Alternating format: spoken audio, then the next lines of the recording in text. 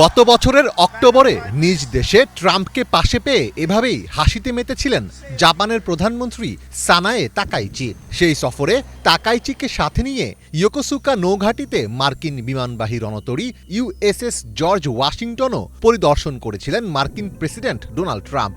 সে সময় ট্রাম্পের সঙ্গ দারুণ উপভোগ করলেও এবার রীতিমতো বিপদে পড়েছেন তাকাইচি। জাপানের প্রধানমন্ত্রী হিসেবে সানায়ে তাকাইচি যখন প্রথমবার হোয়াইট হাউসে ট্রাম্পের সাথে দেখা করার প্রস্তুতি নিচ্ছেন, তখনই এক চরম চাপের মুখে পড়েছেন তিনি। হরমুজ প্রণালী দিয়ে তেলের সরবরাহ সচল রাখতে জাপানকে যুদ্ধজাহাজ পাঠানোর আহ্বান জানিয়েছেন মার্কিন প্রেসিডেন্ট।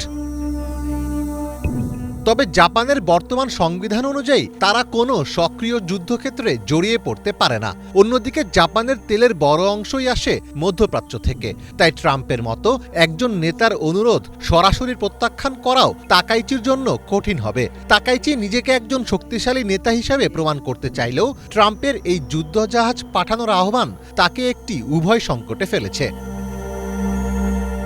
শুধু জাপান নয়, হরমুজ প্রণালী সচল রাখতে অনেক দেশ যুদ্ধজাহাজ পাঠাবে বলে জানিয়েছেন ট্রাম্প। 14 মার্চ নিজের সামাজিক যোগাযোগ মাধ্যম ট্রুথ সোশ্যালে এক পোস্টে ট্রাম্প বলেন, যেসব দেশ ইরানের এই প্রণালী বন্ধের প্রচেষ্টায় ক্ষতিগ্রস্ত হচ্ছে তারা যুক্তরাষ্ট্রের সঙ্গে একত্রে যুদ্ধজাহাজ পাঠাবে, যাতে প্রণালীটি উন্মুক্ত ও নিরাপদ রাখা যায়। ট্রাম্প আশা প্রকাশ করেন যে চীন, ফ্রান্স, জাপান, দক্ষিণ কোরিয়া এবং যুক্তরাজ্য এই উদ্যোগে অবদান রাখবে। ব্রিটিশ সংবাদ মাধ্যম রয়টার্সের এক প্রতিবেদন থেকে এসব তথ্য জানা গেছে।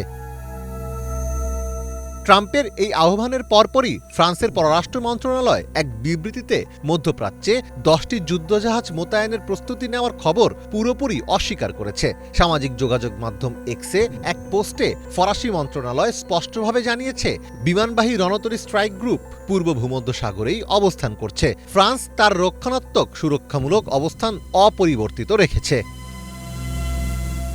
ফ্রান্সের এই বক্তব্য ট্রাম্পের কথিত মিত্রজোট গঠনের দাবির মুখে বড় ধাক্কা হিসেবে দেখা হচ্ছে। তবে ফ্রান্স পাশে না থাকলেও হরমুজ প্রণালীতে জাহাজ চলাচল নিরাপদ রাখতে মাইন শনাক্তকারী ড্রোন সহ বিভিন্ন সামরিক বিকল্প বিবেচনা করছে ব্রিটেন।